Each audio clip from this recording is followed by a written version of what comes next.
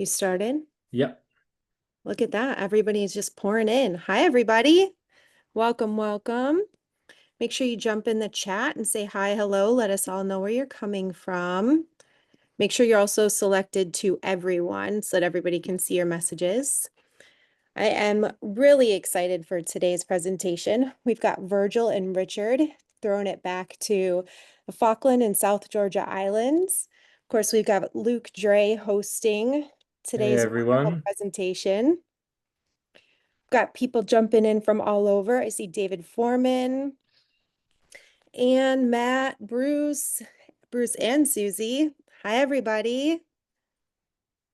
So glad you could make it. I think we are ready to jump in. Yeah. Okay. So, thank you, Richard and Virgil, for joining us. Good afternoon, everyone. Today, we're diving into into how Richard, Bernabe, and Virgil Reglioni see and photograph the Falklands and South Georgia Islands in preparation for our expedition to these wild islands of the South Atlantic later next October. As always, as Jess said, jump into the chat if you have any questions. She'll be moderating them and pass them on to me. Just a quick question. Put the answer into the chat. Did anybody know what the bird was on the first slide? Just pop it in there. I'll show you one more time. There we go. We don't see your screen. You don't see the No, screen?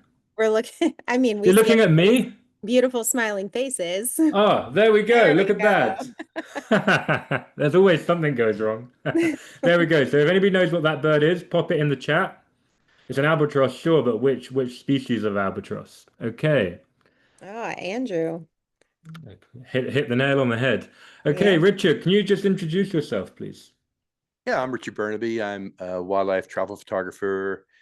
Been with me and one of the pros for, oh boy, 7 years, maybe eight. And I live in South Carolina. I do mostly wildlife, but I do a bit of travel and landscape too. I'm suspecting that a lot of you know who I am, but if you have any specific questions, I'm happy to answer later.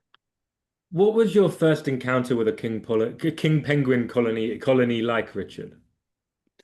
I think my first encounter with a king penguin was on the Falkland Islands, probably on one of the beaches, like Saunders Island or something like that.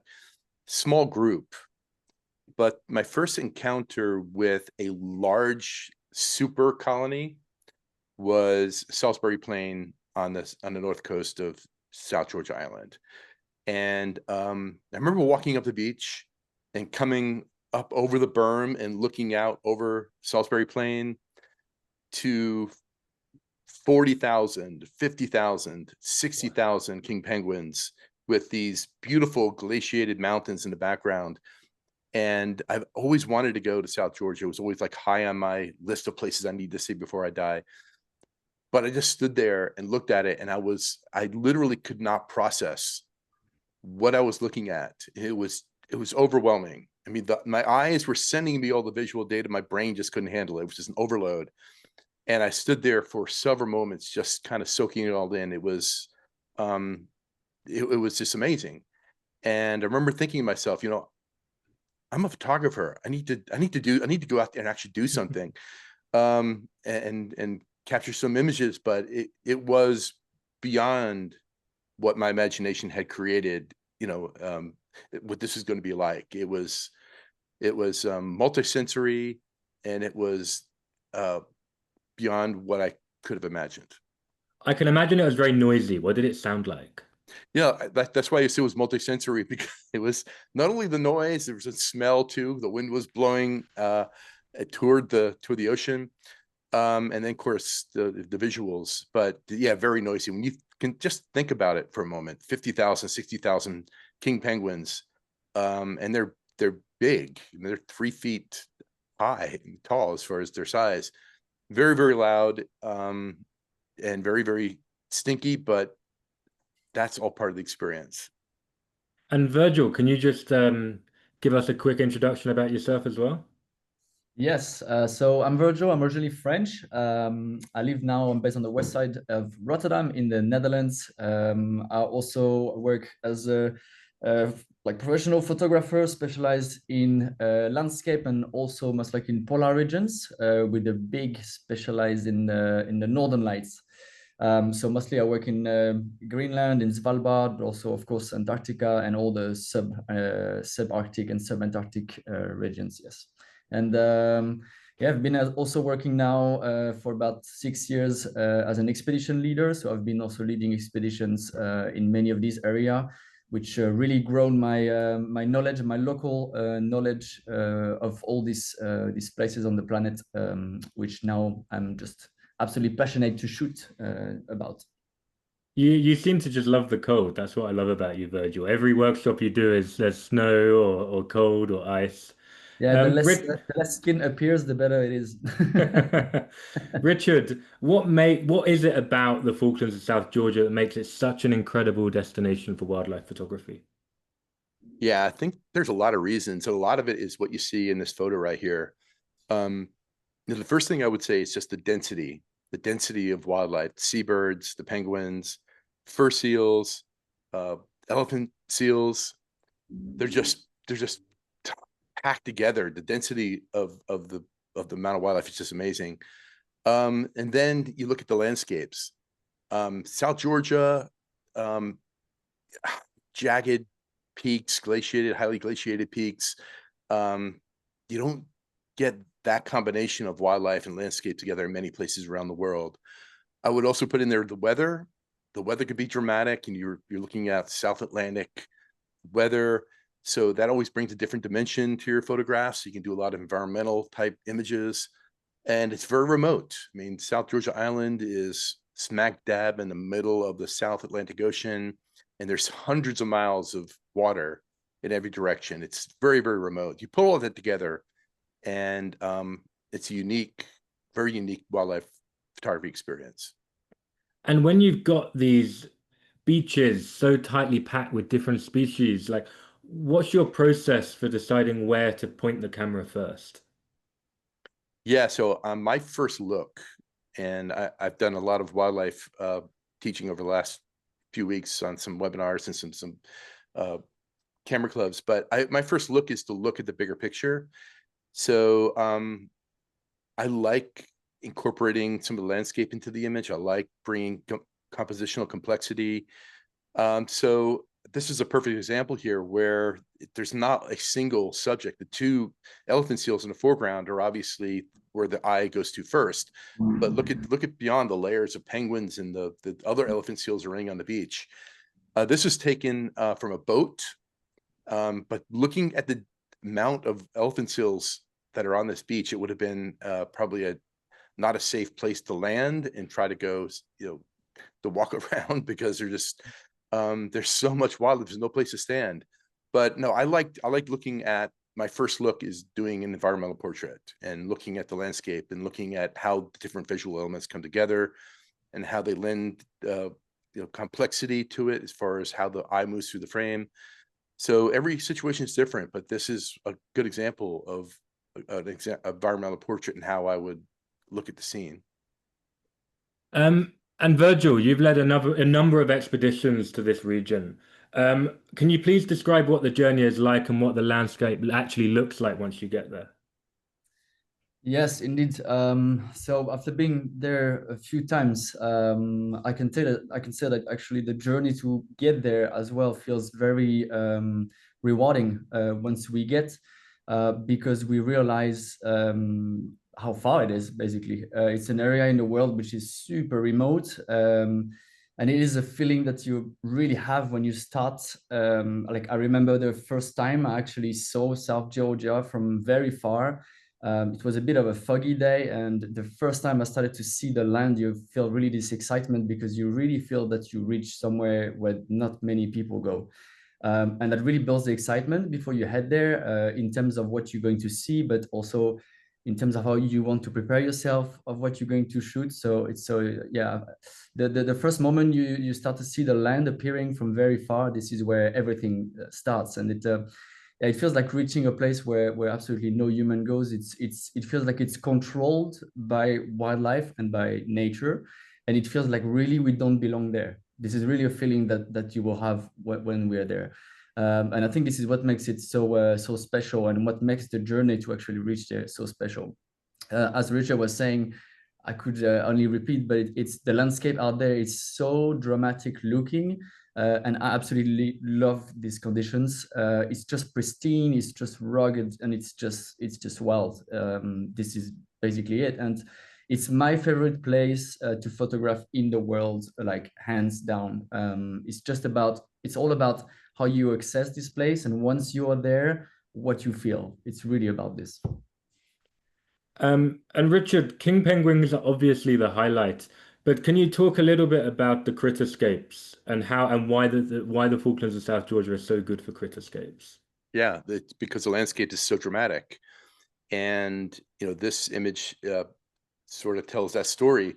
So I'm looking to bring not only the landscape into the image for context and for storytelling and to place the wildlife in the environment. But I think I mentioned this earlier about compositional complexity. And as you notice, I'm down low here and I'm photographing these king penguins in the foreground, and they're creating this diagonal line from the bottom left, kind of leading your eye up toward the right side of the frame. And then your eye goes from there and explores the water and the middle ground and the mountains and the sky. And that has some movement to it, that actually has some composition complexity that just focusing on the penguins wouldn't provide. So this is my first look, and see how I'm low to the ground, because the lower I get, I bring the two primary elements of the photo together, the penguins and the mountains. If I stand up, they come further apart. The lower I get, I bring them closer together. So the image itself is unified, and it's complete, it's whole, and there's just more going on as far as the composition and movement. Makes it a more interesting and compelling photo. And Virgil, you've long been known for favoring a single lens, the 28-200. It's become a little bit of a running joke amongst us pros that is your favorite lens. Why is this your go-to lens, and how did it shape the way you captured this critterscape? Yeah, indeed. Yeah, I've heard this quite a lot, that I shot everything with this 28-200. Well, the choice of this lens is obviously intentional. I could say that through the evolution of my photography, I've slowly kind of adapted to create images that really try to reflect the environmental conditions which is around, less than actually focusing on the main topic that I'm shooting, and try to bring more context into the image. So to bounce back to what Richard was saying as well, it's one place in the world. If there is one place, South Georgia is the place where you can combine all this together, and it's not many places on the planet that you can find that. So yeah, the goal is, by using this type of focal length, is to be able to add more context and to show more where the subject actually thrives in the wilderness. Like, I've always been immersed into landscape photography in general, but visiting areas like the Falklands of South Georgia has like shaped and taught me how powerful it is to shoot wider, to just tell a story of where this wildlife is thriving and is living. And it's where I managed to showcase like more, I would say, the magnitude of the place and the dimension of it, which is really very impressive out there. And I mean, this picture is so wonderfully simple. It's like full of atmosphere. There's no distractions pulling the eye away from those two sills. When you're leading a workshop, how do you guide guests towards taking pictures like this with this sort of simplicity? Yeah, it's really a lot, of course, of looking at this bigger picture of these environmental scenes that you have out there. The key, I think, as well, is to be able to isolate subject in the environment, because it can easily feel very overwhelming, which could bring confusion to the viewer when you create an image if you don't really give the message that you want to give. Like, to create like a strong image, in my opinion, that is clean. We want to identify what we want the viewer to see, right? Like, where do we want the eyes to go? And I think by answering these questions, we can define like where what our topic is, and what is the actual message we want to give into the image we create. So by looking a bit out, like around us, what we have, instead of right away jumping onto creating more intimate scenes or anything, I think it's the key is just to take time as well to just analyze what we have around us. Yeah. And as you said earlier, you're a landscape photographer at heart, yet so much of your work here in South Georgia involves wildlife. How does that landscape mindset, like this panoramic picture, is not something you often see with wildlife photography? How does that shape you, the way you compose and capture wildlife in South Georgia? Indeed, yeah. Like I am definitely a landscape photographer at heart person, and I have to say that when I arrived in South Georgia, it did give me quite some challenges out there, because, well, first of all, I did not expect what I found there, and it really taught me to see things wider. This exact point that I was making, and to create these environmental images that really reflect the place we are. I think for the ones, all of you guys who are gonna come around these workshops with us in South Georgia, you're gonna hear me saying many times, shoot wider, shoot wider scenes, to really take the moment where you are and to really see what you have in front of you. But yeah, South Georgia has really taught me to think out of the box into it, and to adapt my landscape photography into this area. It's kind of tricky, but it really makes you think out of your comfort zone, and that opens new doors, you know. And this is why I love South Georgia so much, because you can really think out of the ordinary thing. If you are like a landscape photographer, it will definitely open your mind on different things and showcase the mood of the scenes that you have in front of you. And yeah, this is, yeah, try to describe this, like where when you see these incredible things out there, this is, yeah, I think it's very important. And how did you shoot this? Was this one picture or was it stitched together? I'm just curious. No, that was a panorama. Yeah, that was a panorama on 28 millimeters, if I'm not mistaken. Yeah, I think it was 4 images. Yeah. So you did vertical and you did 4 vertical pictures, or They 4? were no, they were horizontal images. Yeah. Okay. Yeah. I mean, it's quite an interesting technique to use that with wildlife that is moving around, but it's worked out really, really well. Yeah, it's also very not common. This is what the point. Yeah, I want to try to say by thinking out of the box and just creating something different. Yeah. Richard, could you share the story and context behind this picture? It's similar to the one earlier. What Yeah. drew you to the scene, and how did you approach it in the moment? How did you process the final image? Yeah, let me first say that Virgil and I had the same approach to South Georgia. It looks like that, you know, you would be crazy to leave out the landscape as an element in these photos. So this is taken, I think, in Fortuna Bay, which is also on the north coast of South Georgia. And first of all, let's just a little bit of the composition. Unlike the previous one that I discussed, where there was that strong diagonal created by the lineup of penguins, this one is more horizontal. So I'm approaching this one more like a layered image. So you can look at the layer of like beach, and then a layer of penguins, and then you have that rock and the blue water, and then you have the middle ground and mountain and sky. So you're looking at like layers and layers and layers, like layers in a cake. There is a bit of a diagonal there by the shoreline with the white sea foam, but for the most part, it's just horizontal layers, and I'm just layering these together.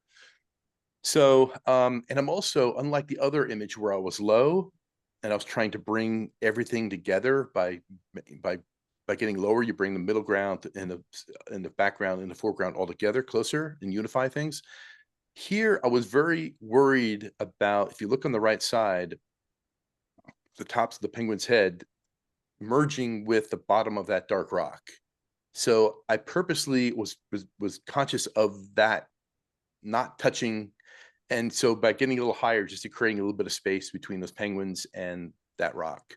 Unfortunately, it's not perfect. There's I don't think there's many images that are perfect, because I have that same dark rock is protruding through that shoreline on the far side.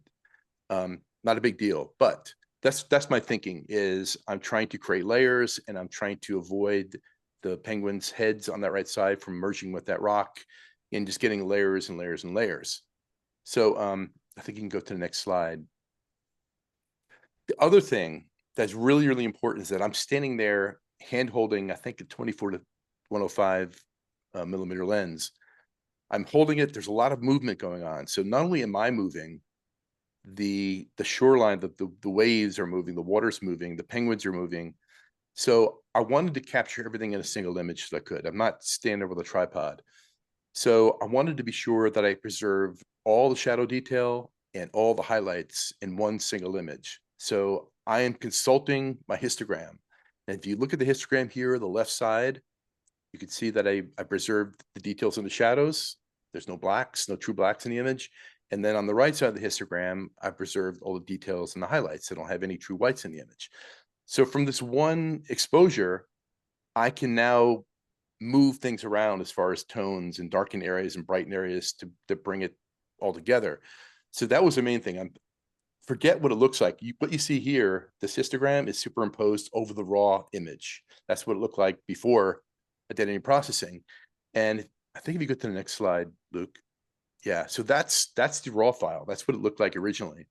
And you might say, well, it looks washed out. It looks overexposed. No, don't just ignore what it looks like on the back of your LCD, other than the composition and critical focus.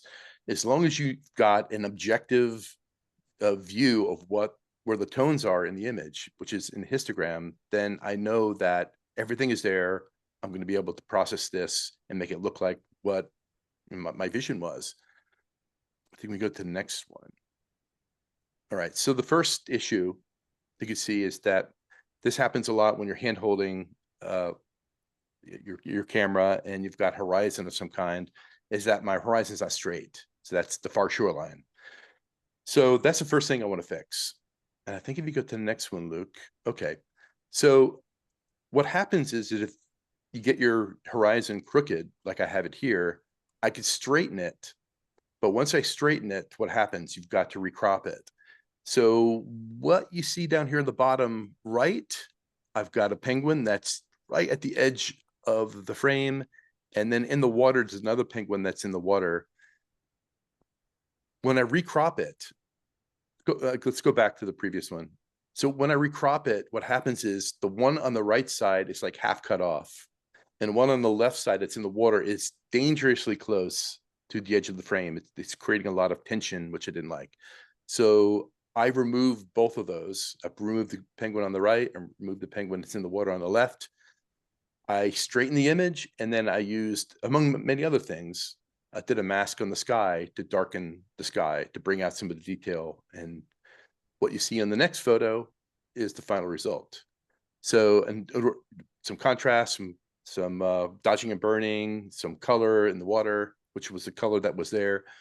And you see that the penguin on the right side is gone, the penguin that's in the water is gone, so that you don't have that visual tension on the edges. The horizon straight, and now I've got a unified image that comes fairly close to what I saw and I experienced. I was standing there. People tend to, or what I see when I'm running workshops is people underestimate the importance of a straight horizon when they're photographing with water. Because if it's not straight, water doesn't run uphill, and it can look very, very weird. And you've highlighted here the importance of keeping a straight horizon in the final image. Yeah, and when you do that, you do have to recrop it. Once you straighten it, you crop it, which means, like those two penguins are now, either the one on the right would have been halfway cut off, the one on the left would have been just a little too close to the edge of the frame, which is why I took those out. Wonderful work. And then being in the Falklands and South Georgia Islands, you can get really, really close up to these penguins because they're not used to humans. They don't really interact with many humans. And these sort of pictures look absolutely epic. How do you go about this sort of immersive, really, really wide angle photography without being pecked or flapped? And how do you frame it, and how do you stay respectful to the penguins as well? Okay, so yeah, I got to clear a couple things up here. First of all, I've never been flapped. Virgil, have you ever been flapped? I've never been flapped. No. So actually, there are restrictions. You're not supposed to get closer than 5 meters. I think 5 meters from the penguins. But let me explain the situation. So this is on the beach at Salisbury Plain. And I'm laying on the beach and I'm facing the ocean, because you imagine if I'm facing the ocean, then I've got a colony of about 30, 40, 50,000 king penguins behind me. And they're constantly going back and forth to the ocean, to the colony, back and forth, back and forth. And because of the waves of the ocean, you don't realize it, that sometimes one will walk up behind you and you not even be aware of it. So what I'm doing is I'm facing the ocean. I'm trying to get the penguins as they're like, they come in surfing the waves and then they rocket out of the water and land on the beach. So I'm down on my belly. I'm on the beach. I'm shooting. I'm getting them as they're coming out of the water. And this guy here, I kind of catch in my peripheral vision that he's basically almost like touching my feet. So I kind of turn around and I look at him and I try to roll over a few times to the left to try to give him some space so he can walk through. And he's following me as I'm kind of crawling away from him to give him space. And so then I kind of grab my other lens and other camera that had the 24 to 105. And I just kind of turned and I'm talking to him, because that's what you do with penguins. You talk to him. And I was like, hey, buddy, you're going to get me in trouble. I don't want anybody to see me this close to you. We're supposed to keep distance. And almost kind of like a dog does, where he kind of tilts his head. He's trying to like make out what I'm saying. And that's about when I took that picture. And I just liked it because of the breaking weather behind it, the blue sky and inverted C shape he's making. But I was probably a couple meters away from him. And I'm kind of laying down near almost on the ground, or not on the ground, with about a 24, somewhere between 24 and 35 millimeters. I don't know the exact focal length, but I really like the posture and the inverted C shape. But yeah, if they're approaching you, you kind of want to stay out of their way, but you do not want to approach them closer than 5 meters. But in this case, they just kind of walk right up to you if you're not paying attention. And you're right, they have no fear of you at all, but still just out of the regulations that they put on you, is you don't want to get closer than 5 meters. And Virgil, the Falklands, you're talking about, you were touching on this earlier. The Falklands are famous for their wild and often unforgiving weather. At first glance, some of these days can feel like outright miserable. But how do you turn these moments of mist into magic? This picture is amazing. How do you approach this sort of situation? Yeah, so I think we have said this many times now, but indeed, South Georgia is very wild. The conditions that we get there can be extremely wild, but I think this is what makes the place so amazing. These days are like in my opinion, they are the most interesting to work with and to shoot, because they really create this amazing atmosphere. There's one thing, my approach to it as well is to try to feel comfortable photography wise when you're there. And in my opinion, having the good gears to protect your cameras, for example, it's one thing that really helps when you're out there.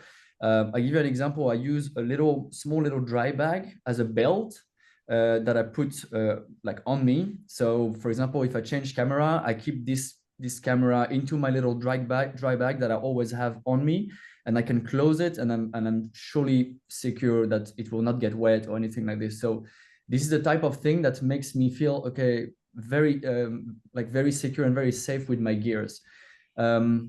The conditions there, as we said, they can be quite heavy and very foggy sometimes, and very wet as well in the air. So I think this is actually quite important.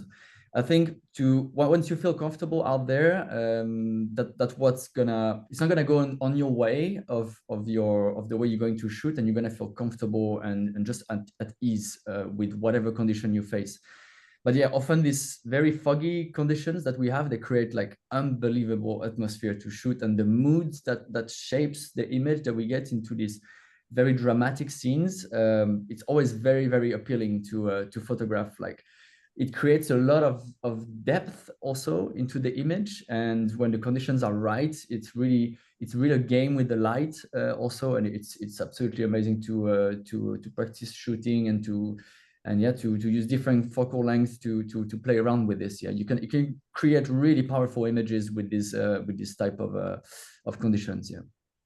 And we've spoken a little bit about these mixed groups of animals. How do they interact, or how have you seen them interact? And how do you capture some of that interaction or shared territory? Yeah, so it's pretty mixed indeed. And to also confirm what Richard was saying, I think the right word for it is definitely overcrowded. I remember being there a few times, and we actually even struggled to find a place to land because there's too much going on the beach. Sometimes you have the fur seals males that are around, so you have to also keep a bit of distance to them, mixed up with the elephant seals that are massive, and they look very big and very slow, but when they start to move and to just get their fat body start moving, they're like bulldozers. They just go like forward and they don't care what's on their way.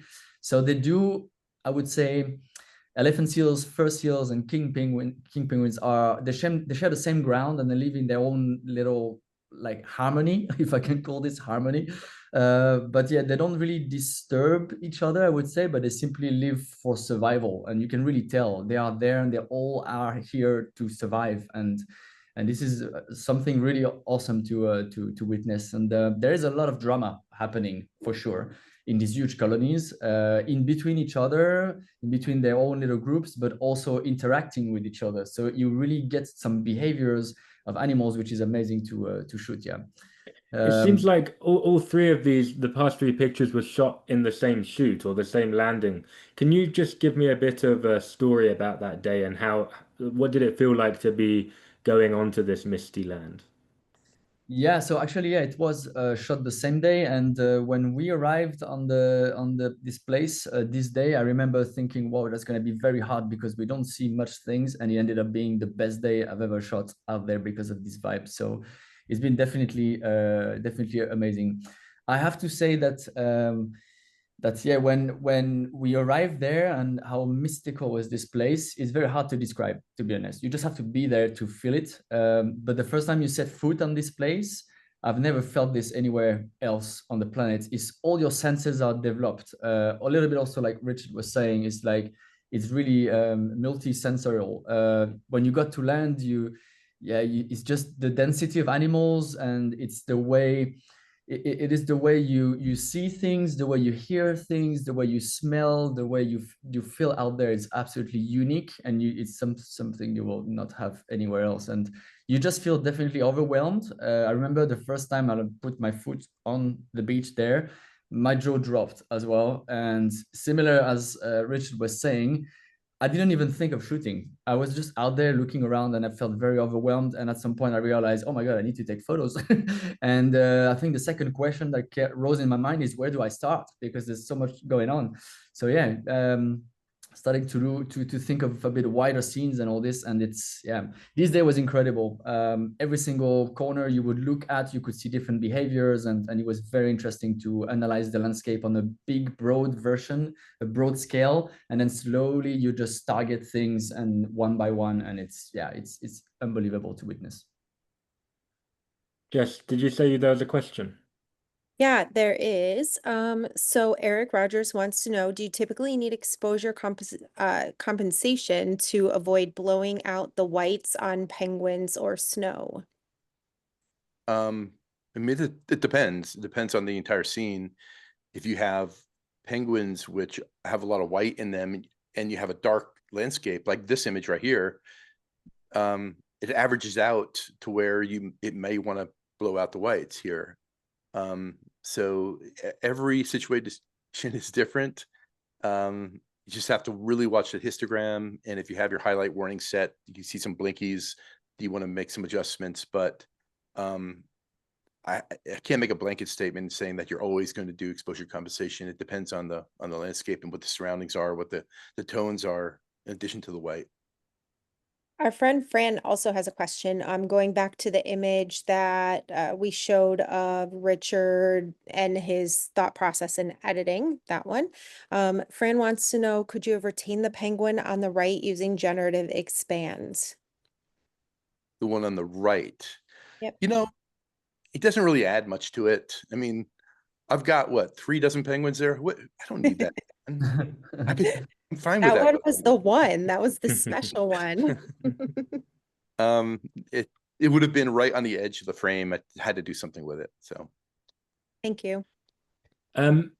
And this is a great question to follow, actually. Richard, when you're faced with a dense flock of birds, it's easy for the frame to feel chaotic. What are your top tips for shooting these flocks tightly framed, whether it's choosing where to focus, balancing depth of field, or finding patterns? Okay, before I say that, I want to tell Virgil that I'm extremely jealous of those conditions that he had in those images. That fog and that mysterious, I love that kind of weather. I didn't have that for most of my time in South Georgia. So, yeah, they're densely packed. So there's a couple different ways you can approach when you have all those penguins bunched together. I think I have an image coming up where I use the dense grouping of penguins as like a foreground to a larger landscape where I go wide and have a middle ground and a mountains and sky, and it's like a traditional wide angle landscape. Or you could do something like this, where I take a long telephoto lens out and I create a pattern image. And a pattern is just a repetition of visual elements. And this is a good example. So what I definitely like to do, which gives the pattern image a lot of impact, the most amount of visual impact, is filling the frame with the pattern, completely filling the frame. And you've seen other pattern type images of like mud cracks and stuff like that. You can incorporate that into the wider, wider landscape image, or you can just fill the frame with those mud cracks. Same thing here with this group of penguins. They're so dense and they're so packed together, back to back and belly to belly. But this presents some technical challenges. And if you really pay attention to the image, you can see it. It's because I'm shooting with a 500 millimeter lens. It doesn't have a lot of depth of field. The focus plane is very obtuse to the top of their heads. So even if I'm shooting at f/18, which I think I tried with this image, I'm not going to get everything in sharp focus from near to far. So you can see the ones that are in the near focus, they're in the down by the bottom of the frame are soft. The ones near the top are soft. I just focus somewhere in the middle and stop down to 18 and just hope for the best. So it doesn't take anything away from the visual impact of the pattern, but there's really, other than focus stacking, which is almost impossible because they're moving, they're constantly moving, you just have to accept that there's going to be some technical imperfections in the image. But I like pattern type images like this, and I think the key is filling the frame with that pattern. And what did you do here? What was your plan here? This is a different kind of image, and I like the framing of the seagrasses with that little clutch of king penguins in that little circle. And just for some context, some of the water, the ocean behind them. But I wouldn't say it's a pattern image at all. It's more of like an intimate, it's multiple wildlife subjects, but like an intimate landscape where I'm just taking a small piece of landscape. I'm creating a nice frame, like almost like a nest of with the seagrasses, and then just a little bit of water for context. And I think this was the picture you were talking about a minute ago. Yeah. So another, example where you have a large concentration of birds, you can create a pattern image like I showed earlier, where you just fill the frame with their heads, or you can do a wide angle image, like a landscape, traditional wide angle landscape image, where the penguins themselves become your foreground subject, and you use what is called perspective progression. So you have these penguins, which your eye tends to want to follow from the bottom of the frame upward toward the mountains in the sky. I'm just very lucky, or I'm looking for not only that perspective progression, but I'm also looking for an implied or an abstract diagonal line here. You can see how they're arranged, where your eye tends to want to go from the bottom right and go diagonally up into the frame toward the horizon where the penguins and the mountains meet, and then the mountains in the sky. So that's really how, you could be standing in the same place and have both opportunities available to you. You can do the tight shots with the patterns, or you can go wider and do where you bring in that wonderful landscape that you have there at South Georgia. But it's the diagonal movement of the penguins in the foreground that gets the eye moving. The eye tends to want to follow diagonal lines. It's a powerful composition tool. So you could see the implied or that abstract line as your eye wants to follow the penguins from the bottom right into the frame and then upward. And these birds feel very connected to the landscape. Were there any intentional decisions you made, like moving up or down when you were taking the picture to help aid that? Yeah, I think that's the movement. That's the connective tissue, is that diagonal movement from the bottom upward. So if you didn't have that movement, the eye didn't move, it would be disconnected. It would feel static. So I like any kind of landscape image, and when I'm doing a penguinscape, which is a type, really just taking all the same principles you would use in landscape photography, is to get the eye moving through the frame, preferably with an image like this from the bottom upward. And that connects the background and the middle ground and the sky to the rest of the image, the penguins in the foreground. Okay, so I just wanted to say the purpose of this webinar is about education. It's not to push a specific workshop, but we did get a lot of questions in the last few weeks and months about our expedition to the Falklands and South Georgia in particular. So we just wanted to touch on that a little bit. So Virgil and Richard, what is something that people most misunderstand about this region? Good, Virgil. I could start, yeah. So we have to understand, maybe important to note to mention that the Falkland Islands and South Georgia is quite a different environment. We've got quite some very strong currents separating both areas. And one is, I would say, subantarctic area, and the other one does not feel as polar, if I could call it like this. So I'm talking about South Georgia being feeling much more subantarctic. When we are traveling out there, maybe something that could be misjudged, I would say, is that in the Falklands Islands, I remember when I got there on the first time, I was not expecting so much little settlements and small civilization areas. So that's something that struck me. Also, another thing is that it still feels very wild, this area, and it's very amazing that we can do some landings and within some couple of kilometers of walk, really access places that look very unique and very special with this albatross colony and all that. So in the Falklands, this is really something that I was not expecting so much, and that it's a bit hard to describe, I would say, beforehand. And I would describe after that this couple of days of travel to get all the way to South Georgia being the summum of the wildlife after that. So it's the good thing as well is that it's very progressive in our travel that we're going to do. And so South Georgia being the place where really all the wilderness action and the drama is happening. So yeah, I would mention that, yeah. And Richard?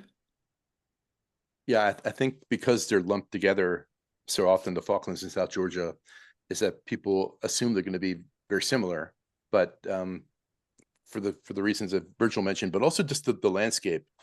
The Falklands are much more like rolling hills and moors and like dramatic, sea coasts and sea cliffs.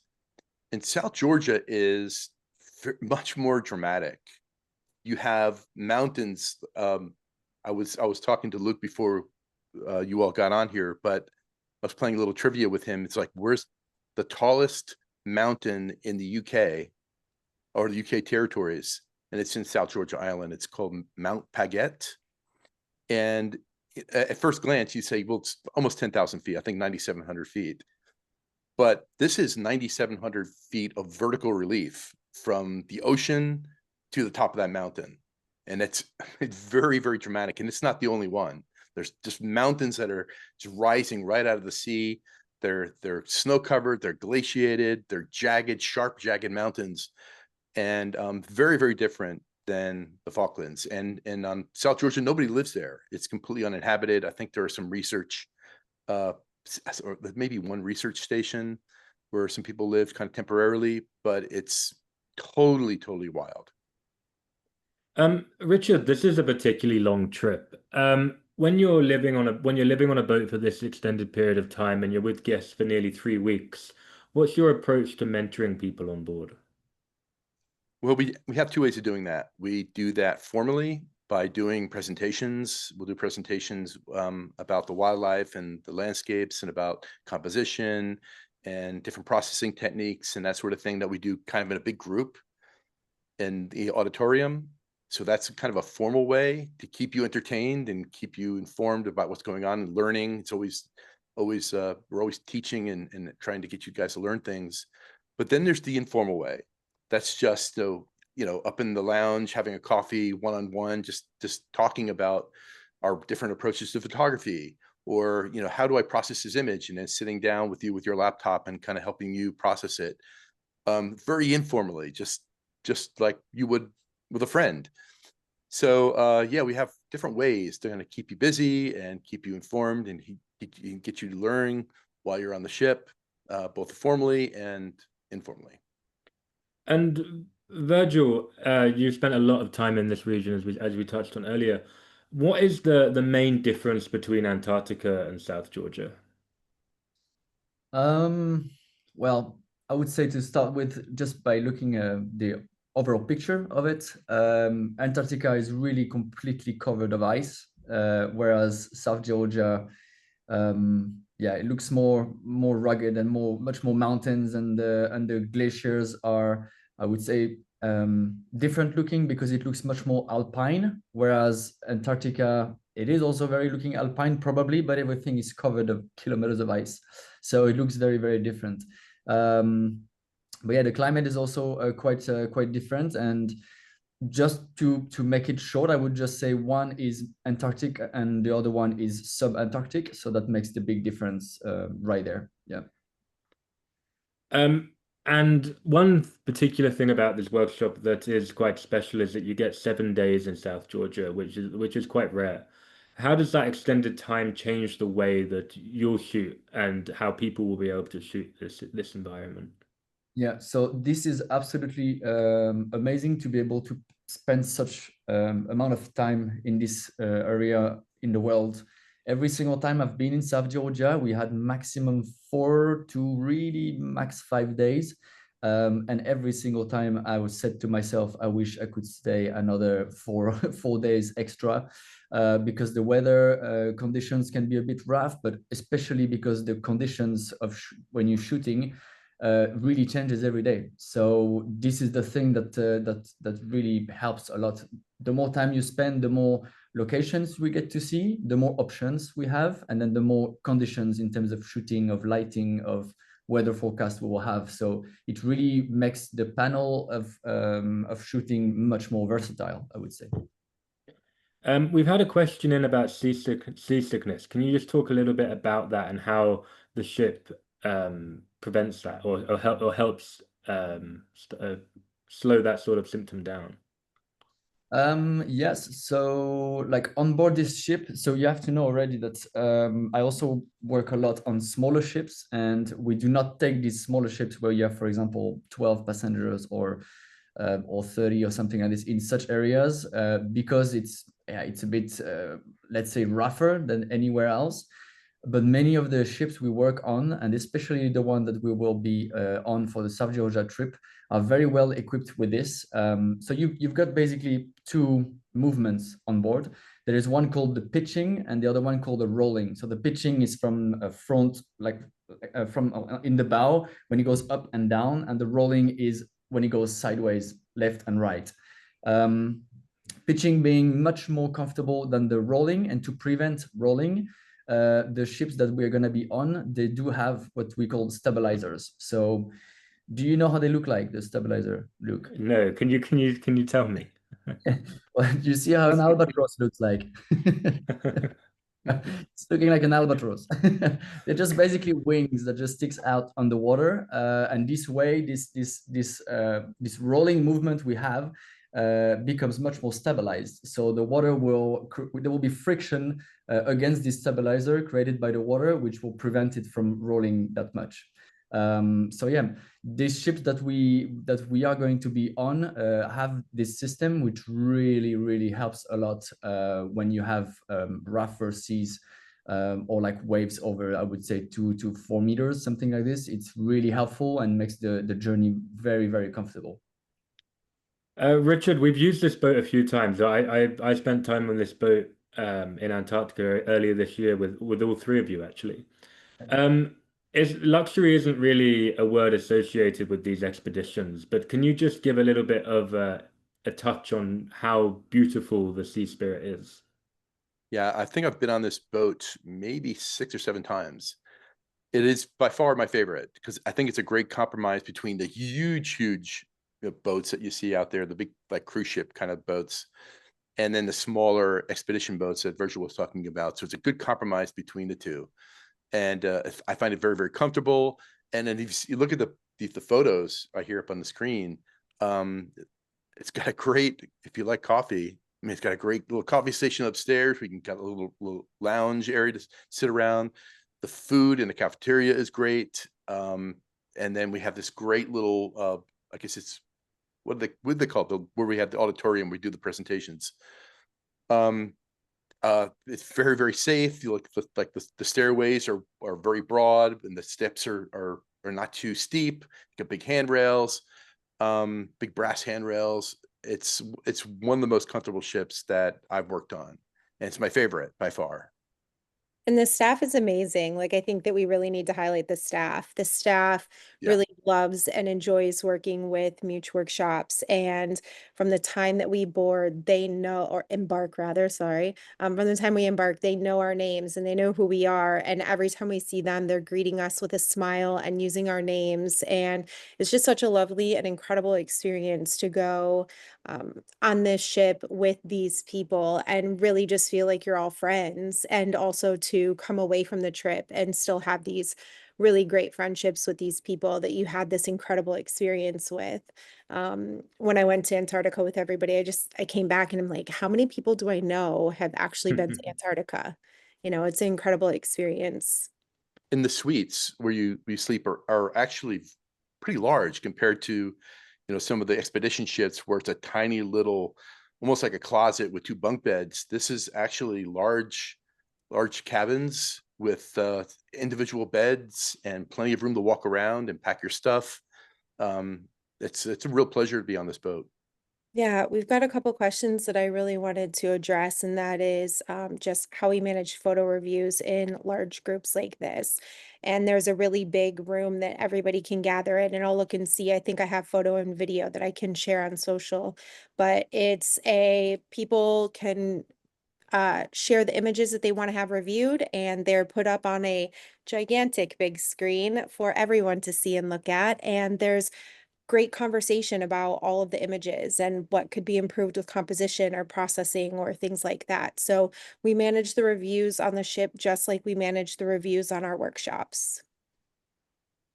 We also have our own private time in the room, so that makes it really beneficial for us, being able to just go in and have these lectures, and then the staff on the ship also provide certain lectures. So that's really great. Makes it And great to just have and just like I said photographers. earlier, the informal time that you have with the pros, Yep. just at dinner or breakfast in the morning, we're always talking shop about different locations and about what different camera gear and different techniques, and just kind of sitting down with a laptop one-on-one and kind of go over the images that you took that day and helping with the processing. Um, it goes far beyond the formal things that we do in the ballroom on the big screen. It's that one-on-one time that you have with us, just in informal settings. Yeah, if I can add to this as well, I could not agree more. I think everyone learns also much more by even doing these informal things, because you get to maybe ask questions you don't dare to ask. So I also personally love to spend this time with each different people, because everyone has different visions of how we develop images or the ideas behind our photography. And I think the improvement curves when we do such thing is very good. So yeah, it's one of my favorite things to do as well, definitely.